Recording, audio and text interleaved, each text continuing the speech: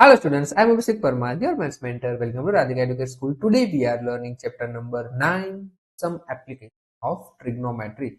And today's our question is a 1.5 meter tall boy is standing at some distance from 30-meter tall building. The angle of elevation from his eyes to the top of the building increased from 30 degree to 60 degree as he walks towards the building. Find the distance he walks towards the building. ठीक है? अब देखो for example ये वो boy है जिसकी height है 1.5 metre. Done. और पहले ये यहां पर था इसलिए दोनों साइड में लिख देता हूं 1.5 मीटर।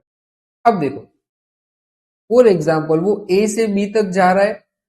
ठीक है, पहले 30 डिग्री था और डिस्टेंस आगे जा रहा है तो वो कितने डिग्री हो रहा है, 60 डिग्री हो रहा है। यहां तक डन है। अब ये जो टोटल हाइट थी, टोटल हाइट कितनी है, 30 मीटर। डन। और इसको नाम दे देते हैं पी और इसको दे देते हैं आर। चलो तो ये तो 90 डिग्री का होगा। अब ये पी आर क्या है, बिल्डिंग है। ठीक है, तो चलो देख लेते हैं टोटल हाइट, टोटल हाइट कितनी हो जाएगी, 30 metre. Done. And the height of boy कितना दिया हुआ है,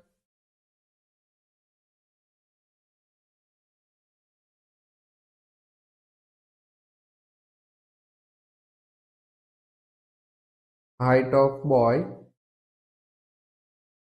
कितना दिया हुआ है, 1.5 मीटर। अब देखो बिल्डिंग की हाइट मेरे पास नहीं है, टोटल हाइट है।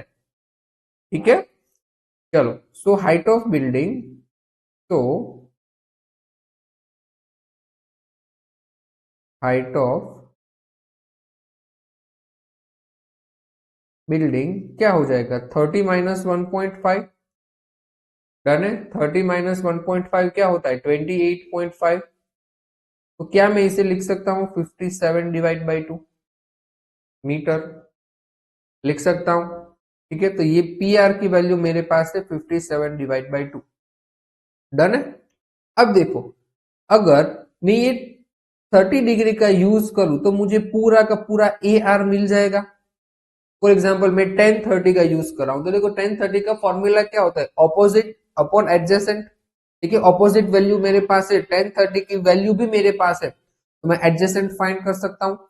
एज वेल एज सेम ये जो छोटा ट्राइंगल है पी आर बी, इसमें भी मैं अगर 1060 की वैल्यू अप्लाई करूं, 1060 की वैल्यू अप्लाई करूं तो मुझे यहां पर भी मैं फॉर्मूला लगाऊं ऑपोजिट अपॉन एडजेसेंट तो मुझे एडजेसेंट मिल जाएगी। इट मीन्स कि मेरे पास ए आर और बी आर दोनों हो गए। तो मैं ए आर और बी आर में से सब्सट्रैक्शन कर दूं तो मुझे ए बी मिल जाएगा और मुझे इतना ही डिस्टेंस फाइंड करना है ना। यही डिस्टेंस मुझे फाइंड करना है कि भाई उसने टोटल कितना, सॉरी कितने मीटर ट्रैवल किया कि ये एंगल 30 डिग्री से 60 डिग्री हो गया। है ना, तो वो हमें फाइंड करना है। चलो ये पिछली स्लाइड में कर रहे हैं।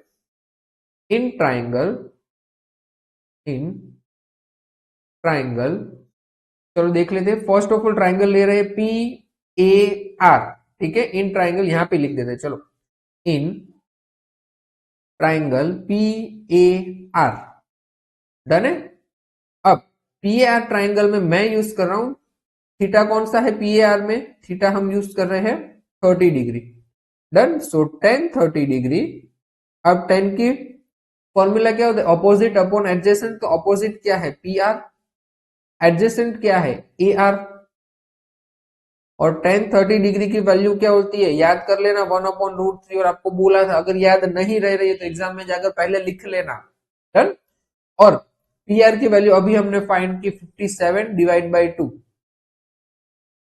Multiply by A R. Done. अगर मुझे ए आर चाहिए तो ए आर को मैं शिफ्ट कर दूंगा तो वो न्यूमरेटर। डन। तो A R is equals to 57√3 divide by 2। तो देखो ये कुछ मुझे ए आर की वैल्यू मिल गई। डन है, ए आर की वैल्यू मिल गई। As well as same second triangle कौन सा लूंगा, पी आर बी। ठीक है, in triangle P R B. अब देखिए थीटा मेरे पास 60 डिग्री हो गया था। डन है, थीटा कितना हो गया था, 60 डिग्री। अब देखो opposite P R upon B R. Done. 1060 degree is equals to P R upon B R, done है। और टेन 60 डिग्री क्या होता है, √3। पी आर की वैल्यू मुझे पता है 57 divide by 2 multiply by B R, यानी हमने फाइंड की थी ना हाइट ऑफ बिल्डिंग, वही पी आर था। अब अगर सेम बी आर चाहिए तो बी आर को शिफ्ट कर देंगे, B R is equals to 57 divide by 2√3, done है। अब हमें पता है कि कभी डिनोमिनेटर में रूट तो पॉसिबल है नहीं, तो हम √3 से मल्टीप्लाई कर देंगे, √3 न्यूमरेटर एंड √3 डिनोमिनेटर, डन। तो हो जाएगा कुछ इस तरह से, B R is equals to 57√3 upon 6, या फिर 2 मल्टीप्लाई बाई 3 लिख दीजिए ना, फिर कट होने ही वाला है, 7 और 5 12 हो रहे, तो 3 1 जा 3 19 जा, डन। तो बी आर की वैल्यू मुझे क्या मिली, 19√3 डिवाइड बाई 2, डन। तो ये मुझे बी आर की वैल्यू मिली, ठीक है। ये बी आर भी मिल गया, ए आर भी मिल गया, तो ए भी मिल जाएगा, ठीक है। चलो, तो distance walked towards building is equals to A B होगा, उसने ए बी डिस्टेंस कवर किया है ना, ठीक है, ए बी ही कवर किया है, 30 डिग्री से एंगल 60 डिग्री हो गया। और ए बी फाइंड करने के लिए मैं क्या करूंगा, A R minus P R, done है। A R minus B R, A R की वैल्यू देखो पीछे क्या मिली है, ए आर की value 57√3 divide by 2, done. 57√3 divide by 2, और बी आर की वैल्यू अभी हमें मिली 19√3 डिवाइड बाई 2।